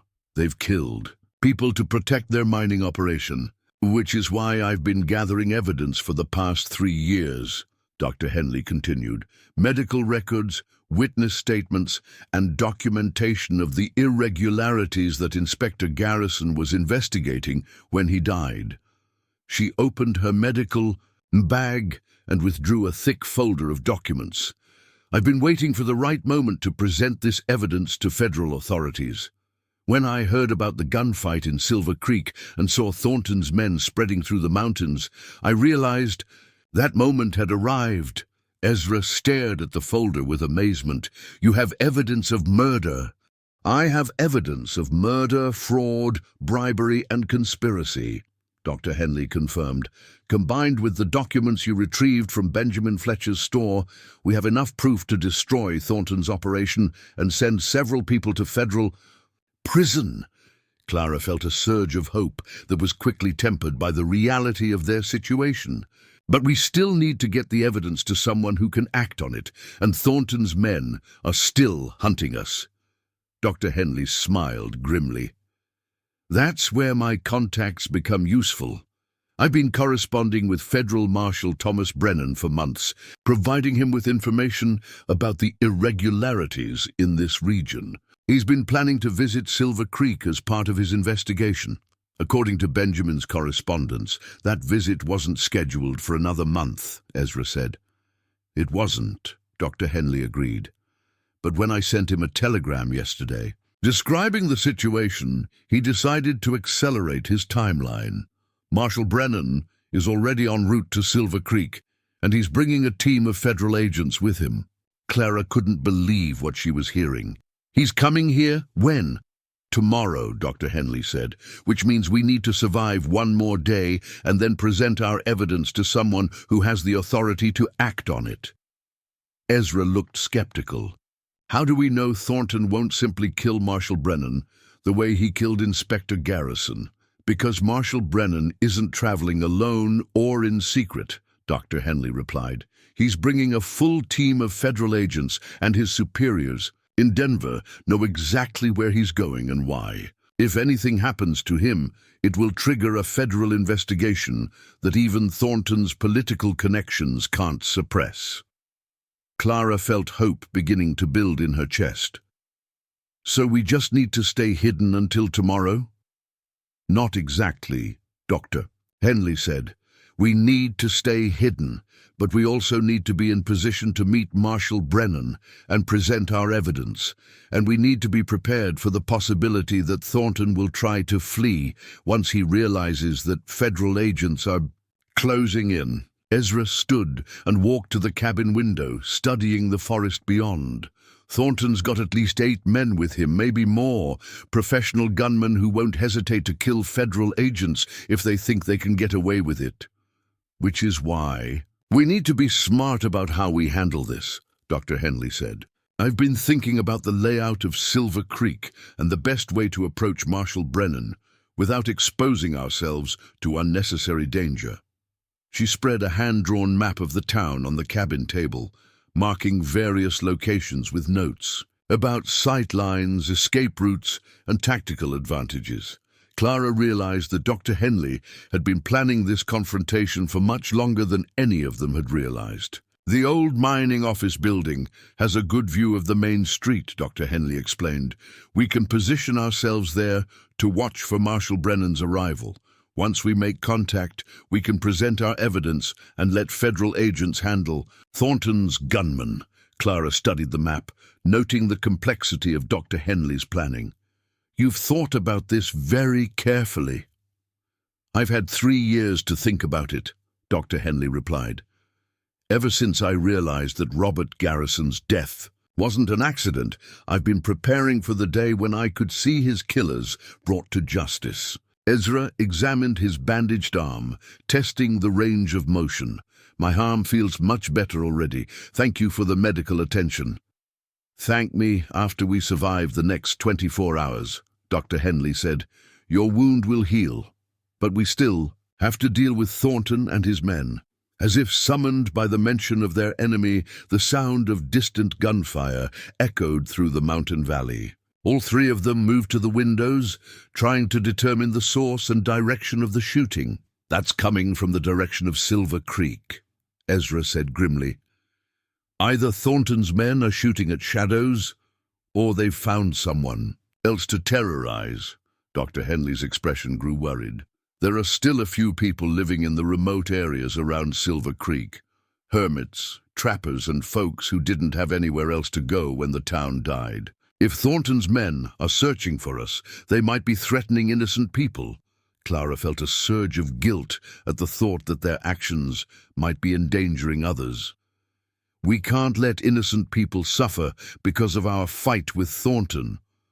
We can't save everyone, Ezra said pragmatically. Our priority has to be getting our evidence to Marshal Brennan and stopping Thornton's operation permanently. Dr. Henley nodded agreement, but Clara could see the conflict in her expression. As a doctor, her instinct was to help people who were in danger. But as someone who had been fighting Thornton's corruption for years, she understood the importance of focusing on the larger mission. There's something else we need to consider, Dr. Henley said. Thornton may have political connections that extend beyond the territorial government. If he realizes that federal agents are closing in, he might try to use those connections to have the investigation shut down. Clara felt her heart sink. Can he do that? Powerful people can do a lot of things, Dr. Henley replied, but the evidence we have is strong enough to make that difficult. Murder, fraud, and conspiracy aren't the kinds of crimes that can be swept under the rug easily. Ezra moved away from the window and sat down heavily in his chair. So what's our plan? How do we approach Marshal Brennan without getting ourselves killed? Dr. Henley consulted her map again. We move into position at the mining office building before dawn tomorrow. From there, we can observe the town and watch for Marshal Brennan's arrival. Once we make contact, we present our evidence and let federal agents take over. And if Thornton's men spot us before we can reach Marshal Brennan, Clara asked. Then we improvise, Dr. Henley said grimly. But I don't intend to let 3 years of preparation go to waste because of poor planning. As evening settled over the mountains, the 3 unlikely allies prepared for what might be their final night of freedom. Tomorrow would bring either justice or death, and there was no way to predict which outcome would prevail. Clara looked at Ezra and Dr. Henley, realizing that she had found something in the Colorado wilderness that she had never expected. A cause worth fighting for and people worth standing with. Whatever happened tomorrow, she would face it with courage and determination. The ghost town of Silver Creek waited in the darkness below, its empty buildings soon to witness either the triumph of justice or the victory of corruption. The battle for the soul of the mountain community was about to reach its climax, and Clara Whitman was ready to play her part in determining the outcome. The first pale light of dawn was breaking over the eastern peaks when Clara, Ezra, and Dr. Henley reached the old mining office building that overlooked Silver Creek's main street. The structure had once housed the administrative headquarters for 3 different mining companies, but now it stood empty like every other building in the ghost town. From the second-floor windows, they had a commanding view of both ends of the main street and every approach to the town center. Clara positioned herself at the eastern window, watching the road that led to Denver and the territorial capital. Through the morning mist, Silver Creek looked peaceful and abandoned, giving no sign of the deadly drama that was about to unfold. But Clara knew that appearances were deceiving. Somewhere in those empty buildings, Marcus Thornton and his gunmen were waiting, probably planning their own strategy for dealing with the federal agents who were coming to investigate their crimes. "Any sign of Marshal Brennan?" Dr. Henley asked quietly, checking her pocket watch. "Nothing yet," Clara replied. "What time did you tell him to arrive?" "I didn't specify a time," Dr. Henley admitted. "I just said it was urgent that he come as soon as possible. Federal marshals don't operate on predictable schedules. It's too dangerous." Ezra was stationed at the western window, keeping watch on the road that led deeper into the mountains. His wounded arm was healing well thanks to Dr. Henley's medical attention, but Clara could see the tension in his shoulders as he scanned the horizon for any sign of movement. "Ezra," Clara said softly, "what are you going to do with the turquoise mine if we succeed in stopping Thornton?" Ezra was quiet for a moment, his gaze fixed on the mountainside where his secret operation was hidden. "I've been thinking about that," he said finally. "The mine could make me rich beyond anything I ever imagined, but that was never really the point." "What was the point?" Dr. Henley asked. "The point was to prove that ordinary people could build something lasting," Ezra replied. "To show that communities like Silver Creek didn't have to die just because big companies decided they weren't profitable anymore." Clara felt a warmth spread through her chest at Ezra's words. "So you'd use the mine to rebuild the town?" "I'd use it to rebuild the town the right way," Ezra said with conviction, "with honest jobs, fair wages, and respect for the people who live here. The kind of community that Benjamin Fletcher dreamed about when he was writing his letters to potential settlers." Dr. Henley smiled approvingly. Benjamin would have liked that plan. He always believed that Silver Creek had the potential to be something special. Their conversation was interrupted by the sound of approaching horses. Clara looked through her window and saw dust clouds rising from the Denver road, suggesting that a large group of riders was approaching the town. Her heart began to race as she realized that this could be either Marshal Brennan's federal agents or reinforcements for Thornton's operation. "Someone's coming from the east," Clara announced quietly. "Multiple riders, moving fast." Ezra moved to join her at the window, his hand resting on the grip of his pistol. Through the morning haze, they could see 6 riders approaching Silver Creek in a formation that suggested military or law enforcement training. The lead rider wore a distinctive hat that marked him as a federal marshal, and the men behind him had the disciplined bearing of professional lawmen. "That's Marshal Brennan," Dr. Henley said with evident relief. "I recognize him from our meeting in Denver last year." But Clara's relief was short-lived. Even as Marshal Brennan's group approached the town from the east, she could see movement. In the buildings below, Thornton's gunmen were taking positions, preparing to ambush the federal agents before they could dismount or establish their authority. "It's a trap," Clara said urgently. "Thornton's men are positioned to attack Marshal Brennan the moment he enters the town." Dr. Henley pulled out a mirror and began flashing signals toward the approaching federal agents, using a code that she had apparently arranged with Marshal Brennan in advance. The marshal's response was immediate. He raised his hand, and his men spread out into a defensive formation that would make them harder to ambush. "They understand the situation," Dr. Henley said, "but they're still outnumbered and outgunned." Ezra stood up suddenly, his expression grim with determination. "Not if we even the odds." "What are you planning?" Clara asked, though she already suspected the answer. "I'm going to create a distraction," Ezra replied. "Draw Thornton's fire away from the federal agents and give them a chance to establish control of the situation." "That's suicide," Dr. Henley protested. "You'll be outnumbered 8-1. "Not if I'm smart about it," Ezra said. "I know every building in this town, every hiding place and escape route. If I can stay mobile, I can keep Thornton's men busy long enough for Marshal Brennan to gain the upper hand." Clara grabbed Ezra's arm, her heart pounding with fear. "There has to be another way. We didn't come this far just to lose you in a gunfight." Ezra turned to look at Clara, his green eyes intense with emotion. "Clara, if we don't act now, Marshal Brennan and his men will be killed just like Inspector Garrison was. All of our evidence, all of our planning will be worthless." Clara realized that Ezra was right, but the thought of losing him now, when they were so close to victory, filled her with desperate terror. "Then I'm coming with you." "Absolutely not," Ezra said firmly. "You need to stay here with Dr. Henley and make sure our evidence reaches Marshal Brennan." Before Clara could argue further, the sound of gunfire erupted from the street below. Thornton's ambush had begun, and federal agents were taking cover behind whatever shelter they could find. Marshal Brennan's voice could be heard shouting orders, but his men were pinned down by accurate fire from multiple positions.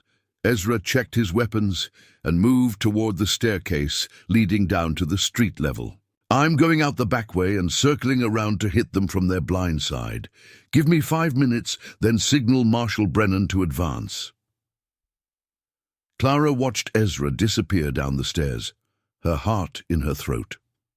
Through the window, she could see muzzle flashes from at least 6 different buildings as Thornton's gunmen poured fire into the street where the federal agents had taken cover. "He's going to get himself killed," Clara said desperately. "He's going to save those federal agents." Dr. Henley replied, preparing her mirror to signal Marshal Brennan. "And he's going to give us the chance to see justice done." The next few minutes felt like hours. Clara watched the street battle unfold below, tracking the movements of both the federal agents and Thornton's gunmen. Marshal Brennan's men were well-trained and disciplined, but they were caught in a crossfire that limited their ability to maneuver or return effective fire. Then she heard it. Gunfire from a completely different direction. Ezra had circled around to the rear of the buildings where Thornton's men were positioned, and he was attacking them from behind. The effect was immediate and dramatic.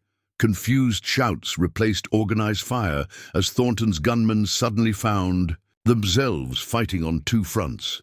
Dr. Henley flashed her signal to Marshal Brennan, and the federal agents immediately began advancing. With Thornton's men distracted by Ezra's flanking attack, the marshals were able to move from cover to cover, closing the distance to the buildings where their enemies were hiding.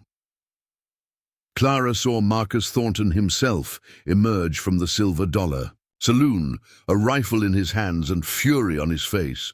He was shouting orders at his men, trying to restore coordination to their defense. But the tactical advantage had shifted decisively in favor of the federal agents. The battle for Silver Creek reached its climax when Thornton spotted Ezra moving between buildings and took careful aim with his rifle. Clara watched in horror as Thornton drew a bead on Ezra's position, knowing that she was too far away to warn him or intervene. Without thinking, Clara grabbed Dr. Henley's medical bag and ran for the stairs. She had to reach Ezra before Thornton could kill him, even if it meant exposing herself to deadly crossfire.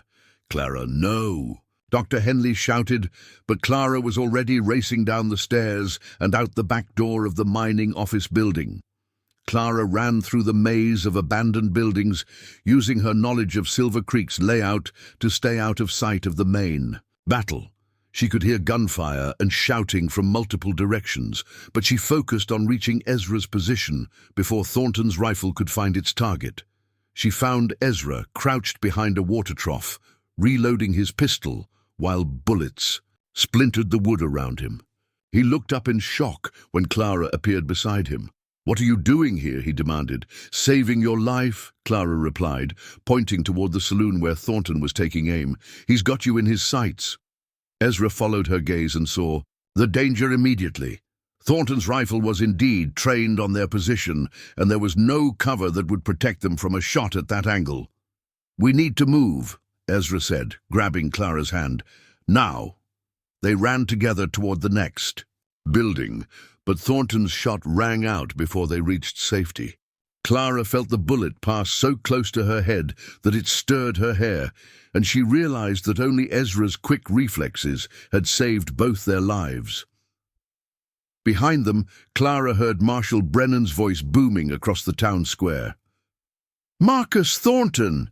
You're under arrest for murder, fraud, and conspiracy. Surrender now, and you won't be harmed." Thornton's response was another rifle shot, this one aimed at the federal agents. But his position was now exposed, and Marshal Brennan's men quickly surrounded the saloon. The battle was effectively over. Thornton's gunmen were either dead, wounded, or surrendering, and their leader was trapped in a building with no escape routes. Clara and Ezra made their way back to the mining office building, where Dr. Henley was waiting with the evidence they had gathered. Through the windows, they could see federal agents securing the town and attending to their wounded. The long nightmare was finally coming to an end. Marshal Brennan appeared at the mining office door 20 minutes later, his badge gleaming in. The morning sunlight and his expression grimly satisfied. He was a tall, weathered man in his 50s, with intelligent eyes, and the bearing of someone who had spent years bringing criminals to justice. "Dr. Henley," he said, touching the brim of his hat respectfully, "I got your telegram. I hope you have the evidence you promised."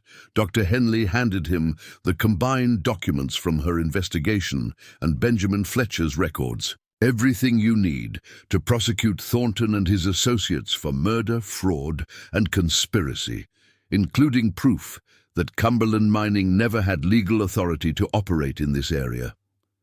Marshal Brennan examined the documents briefly, his expression growing more serious with each page he read.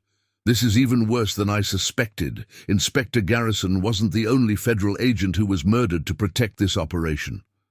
"There were others?" Clara asked. "At least 2 more, Marshal Brennan." "Confirmed, but we never had proof until now. These documents will allow us to prosecute not just Thornton, but the entire network of corruption that supported his operation." Through the window, Clara could see Thornton being led away in shackles, his expensive clothes torn and dirty from the battle. The man who had seemed so powerful and threatening just hours earlier now looked like what he really was, a criminal who had finally been caught. "What happens to the turquoise mine?" Ezra asked. Marshal Brennan consulted the legal documents. According to these papers, Benjamin Fletcher had already filed legitimate claims on behalf of Silver Creek's residents. Those claims take precedence over any fraudulent agreements that Cumberland Mining may have made. Clara felt a surge of joy at the news. "So the mine belongs to the town?" "The mine belongs to whoever Benjamin Fletcher designated as his legal representatives," Marshal Brennan clarified. He looked at Ezra with curiosity. "According to these documents, that would be you, Mr. Blackwood." Ezra stared at the marshal in amazement. "Benjamin left the claims to me?" "He left them to you with the stipulation that they be used for the benefit of Silver Creek's residents," Marshal Brennan explained. "It appears that Mr. Fletcher trusted you to rebuild the community according to his vision." Clara looked at Ezra, seeing the emotion in his eyes, as he realized that his friend had entrusted him with both the means and the responsibility to fulfill their shared dream. "What about the federal investigation?" Dr. Henley asked. "The investigation will continue," Marshal Brennan assured her, "but the immediate threat to this community has been eliminated. Mr. Thornton and his associates will face federal charges, and their conviction will send a clear message to other would-be criminals who might target mining communities." As the sun climbed higher over Silver Creek, Clara stood with Ezra and Dr. Henley on the steps of the mining office building, watching federal agents complete their work. The ghost town was quiet again, but it was a different kind of quiet. Not the silence of abandonment, but the peace that comes after justice has been served. "So what happens now?" Clara asked. Ezra looked around at the empty buildings of Silver Creek, but now Clara could see hope in his expression instead of the desperation that had marked their first meeting. "Now we rebuild. We use the turquoise mine to create jobs and attract families back to Silver Creek. We build the kind of community that Benjamin Fletcher dreamed about." "And what about us?" Clara asked quietly. Ezra turned to look at her, his green eyes warm with affection and determination. "Clara Whitman, you came to Colorado Territory looking for a husband and a new life. Instead, you found yourself fighting criminals and hiding in mountain caves. I know this isn't what you expected when you answered Benjamin's advertisement." Clara smiled, thinking about the extraordinary journey that had brought her to this moment. "No, it isn't what I expected. It's better." Ezra reached into his pocket and pulled out a small object wrapped in soft leather. When he unwrapped it, Clara gasped at the sight of the most beautiful turquoise stone she had ever seen, perfectly cut and polished with the deep blue-green color of a mountain lake under summer skies. "This is from the first vein I discovered," Ezra said, taking Clara's hand. "I've been saving it for something special. Clara, will you marry me? Will you help me rebuild Silver Creek and create the kind of community where families can thrive and children can grow up safely?" Clara looked at the turquoise stone, then at Ezra's face, then at the empty buildings of Silver Creek that would soon ring with the sounds of life and hope again. "Yes," she said simply. "Yes to all of it." Dr. Henley stepped forward with a broad smile. "Well then, I suppose we have a wedding to plan and a town to rebuild. And I know just the place to start. There's a beautiful little church at the end of the main street that would be perfect for a ceremony." As Clara and Ezra embraced, the ghost town of Silver Creek seemed to come alive around them. The morning sun painted the mountains in shades of gold and purple, and the creek that gave the town its name sparkled with the promise of new beginnings. Clara had come to Colorado Territory as a mail-order bride seeking a conventional life with a stranger. Instead, she had found love with a man who shared her values and dreams, a cause worth fighting for, and a community worth rebuilding. The ghost town had become a place of hope, and the crazy prospector had revealed himself to be a man of honor and vision. In the months that followed, Silver Creek would indeed come back to life. The turquoise mine would provide jobs for dozens of families, and the town would grow into the thriving community that Benjamin Fletcher had envisioned. Clara and Ezra would marry in the restored church, with Dr. Henley performing the ceremony and Marshal Brennan serving as a witness.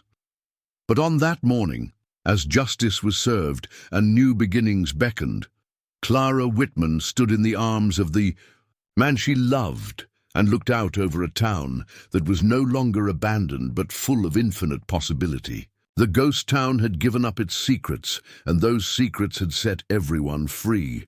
Up next, you've got 2 more standout stories right on your screen. If this one hit the mark, you won't want to pass these up. Just click and check them out. And don't forget to like, subscribe, and turn on the notification bell so you don't miss any upload from us.